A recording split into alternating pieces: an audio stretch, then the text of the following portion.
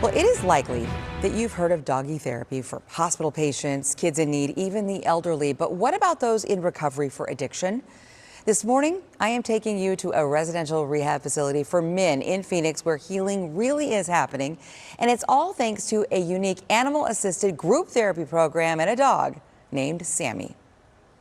Tackling tough emotional triggers. What about the stress signs that we've talked about? Revisiting trauma and grief. Learning to understand each other. And accepting self-forgiveness. At the end of the day, you gotta want to do it for yourself. These are the goals of dog therapy to ease addiction. Is this the only program of its kind that you know of here in the Valley or in Arizona? Yeah.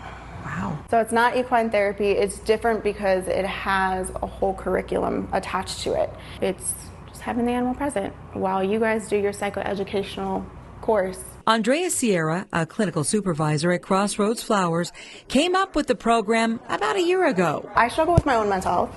I have anxiety, PTSD, and panic attacks. So my biggest thing was incorporating animal therapy into my career some way, somehow, because animals always help me. And that's where Sammy, a 9-year-old rescue dog, came in. He's 9 years old. He's a larger dog. He sheds a lot. A dog that a lot of people didn't want to adopt. That's something that the guys resonate with, is that, hey, he's got his own trauma too. I see a lot of myself in Sammy. He has a hard time trusting people. I have a hard time trusting people. He was in the shelter for a year. I was in jail for a year, right? There's these kinds of correlations that are made that really go a long way. With Sammy by her side or laying under a desk, Andrea works with a small group of men over the course of 4 weeks to help them open up.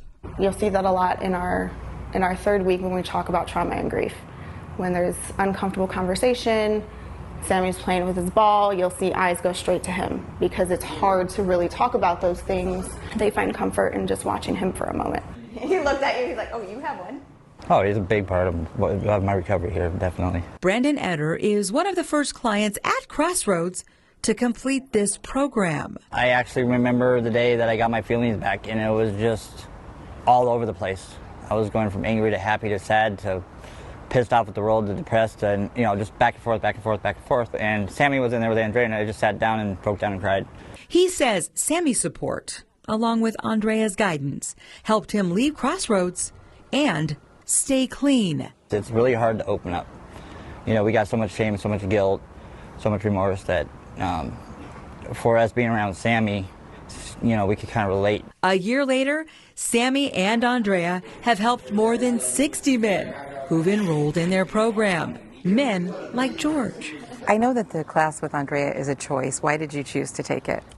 Well, at first because I thought it was going to be about animals. It was going to be easy, let's go, and break. It was a real surprise, and I loved it. I would do it all over again. It was great. It brought up to the surface some feelings that I hadn't felt I had suppressed for years, many years.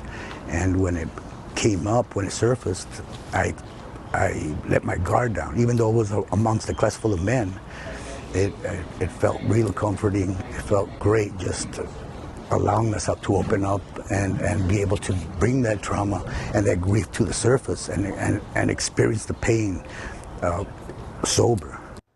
Wow.